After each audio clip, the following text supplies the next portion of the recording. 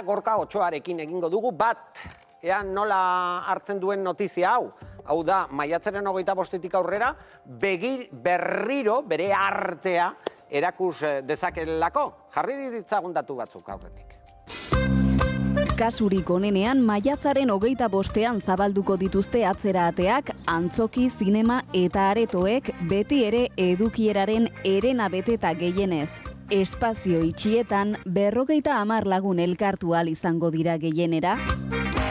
Aire zabalean direnetan berriz, 400 pertsona, beti ere eserita egonda. Mintzaren showa prestatuta gola parranda girurako edo dantza girurako, ez? Egoera epidemiologikoak eta emanaldi motak ahalbidetuta ere beste kontu bat da, kulturgilei mereziote dien ekonomikoki bete ezin duten espazioan aritzea.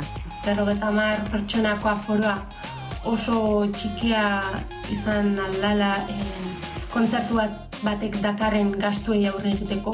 Untza musika taldeari bertan behera gelditu zaio nazioartean lotuta zuten bira.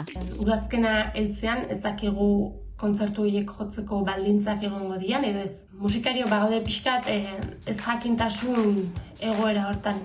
Garai berrietara egokitzen saiatu dira zenbait sortzaile. Badakagula irudipena direktoan ordaintzen zan hori orain publikoak doainik eskatzen duela sare sozialetan. Horrela musikari baten lana ezinezkoa da aurrera ateratzea. Baina arnasteko aukerarik emango aldie normaltasun berri horrek. Gorka Otsoa, Gabon! Gabon, Claudio eta kompainia, Gabon. A ber, zure reakzioa, bigarren fasea, maiatzaren 25-tik aurrera, badirudi zineak, dana ondo baldin badoa, badirudi zineak, antzokiek eta auditorionak berriro zabalduko lirateketela. Gorka, ondo? Ondo alde batetik, ze aurrera pauso bat da, zalantzari gabe, eta hori garrantzitsua da, pixat horrek ajutea, baino bestalde ezakit aforoaren eren famatu horrekin, nik uste gauza asko ezingo diala ez kontratatu, adibidez udaletxen aldetik, edo antzoki pribatuetan ez da jasangarria ekonomikoki aforoaren erena bakarrik ukitzean, ikusten hori oso zaila dela, diruz denontzako positua izatea eta konpentsatzea, eta orduan zentzu hortan nik uste antzerki normala, arrunta, komertziala zautzen dugun bezala, ezakit aguantatuko duen horrela.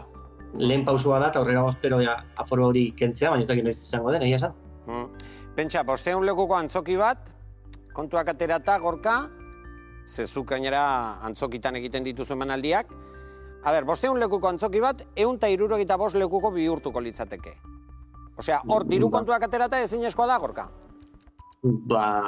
Enaiz oso fina zenbakiekin, baina ez dut uste udaletxeak ditute gastu potente bat, eramateko antzerki konpainiak eta antzerlanak, eta kontatzen dute beteko dela, edo erdia bintzat, edo bere numeroak egitituzte, bere zenbakiak, eta erenaren limite hori nik uste oso gauza asko izten ditula, eta ez ditu erresten. Adibidez, musika 500 pertsonekin kanpoan, horrekin zeu zerrein daiteke, baina antzokien kontua erenaren edo zineak baita ere.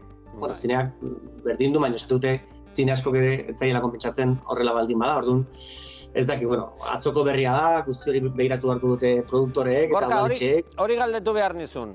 Zegaro, hau ez baldin bada bideragarria ekonomikoki, eta zer egingo duzue? Beste formula batzuk? Zer? Itxoen beharko dugu, aforo guztia erabiltzea utzien diguten arte. Ez dakit noiz izango den, bakuna egiten denean, edo urte bukaeran, edo urtarrilean, baina ez dut uste, goera ematen badituzte, nahi berdin zaitere aforoaren erena egotea. Dagoenentzako berdin egingo dut, baina kontua da kontratatzen gaituzten. Adibidez, juntos antzeslanarekin ginean oraintxe bertan, eta uztaila arte justo martxotik geneuzkan astebururo bolo pila, eta bertan bera erori dira, eta iragarreko ematzen dira azarotik aurrera. Eta alarez dakigu ez azaroan ahal izango den. Uztailan Donostira gindoa zen Victoria Eugenia, uztaila hasieran, ez dut uste Victoria Eugenia erena sartu baitezke bakarrik, ez zaila konpisatuko edo produktorei baldin bai joaz takilara edo udaletxekoai, Donostia kulturakoei. Orduan, ez dakit, inkondita asko, ez dago informazio inork ez dugu zer esan, oraindik, eta atzoko berria dakagu, telebistan ikusita, eta, esatu izut bain, udaletxeek, produktoreek ikusi beharko dituzte zenbakiak, eta dena ondo aztertu eta erabakiak hartzen jun. Hala eta guztiz ere, zuk pelikulak egiten dituzu, esan nahi dut parte hartzen duzula ere filmetan. Antzokian ez baldin bada, nola ikusten duzu hemendik aurrera filmegintza, esan nahi dut filmak egiteko aukera? Bueno, badirudi bigarren fase hortan baita ere grabaketak, pelikulenak eta telesailenak hasi daitezkela berriro martxan jartzen. Eta hala ere esaten da baita ere neurri askorekin, hori normala da, baina ikusi behar da neurri horiek bai egin daitezkeen, konpentsatzen duten, ekonomikoki baita ere produktorentzako. Bueno, dena hainbeste aldatzen ari da eta informazioa pixkanaka ateratzen, ez dakigula, baina telesail asko negon Movistarreko telesail grabatzen justo hasi zanean. Eta eten egin da? Eta grabaketa guztia bezala eten egin da, eta ez gaude berriz bueltatzen ean. Nik uste plato txiki batean, eta ez dianak grabaketa jende pilakin da horrela igual berrizkuratuko diala eta berriro hasiko diala martxan jartzen maiatza bukaran, ekainaldean, baina beste batzuk kanpoan grabatzen direnak eta talde tekniko handiarekin, bazaki zer gertatuko den, ze haidean ikentzun detortik, 25 pertsona gehienez, setean, eta horrela grabaketa pila ezin dira aurrera eraman, orduan, ezakigu nina. Gauzai, agertzen izate duten, baina informaziorik ezakagu eta inkognita asko eta... Zalantza asko. Begira, gaur, jende guztiak esaten du eta normala da. Horrekin gelditzen gara, zalantza asko daude, ez dakigu. Auskaloz normala da. Haizu, umore puntu bat emateko, Gorka, aspaldiko ezaguna garenez esango dizuz. Plano hau ikusita, ez du ematen naufrago bizarrarena zer da?